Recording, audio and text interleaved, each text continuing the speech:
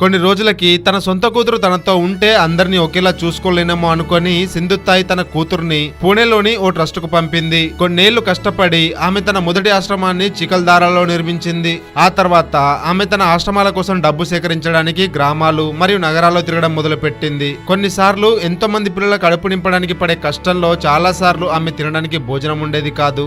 కానీ ఇప్పుడు ఆమె దత్తత తీసుకున్న చాలా మంది పిల్లలు లాయర్లు, డాక్టర్లు, ఇంజనీర్లుగా మారి అనేక రంగాలలో స్థిరపడి ఇప్పుడు స్వంత అనాథాశ్రమాలను నడుపుతున్నారు.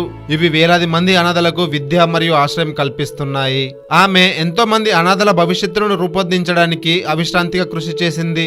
ఎందుకంటే అణగారిన బిడ్డ అంటే అణగారిన దేశం అని నమ్ముతుంది ఆమె. వివిధ జాతీయ మరియు అంతర్జాతీయ సంస్థల నుండి సుమారు 270 అవార్డులను అందుకుంది. ఆమెను 2021లో భారత ప్రభుత్వం పద్మశ్రీ ఇచ్చి సత్కరించింది. కానీ ఆమె తన 73వ ఏట 2022 జనవరి 4న మహారాష్ట్రలోని పూణేలో గుండెపోటుతో మరణించింది.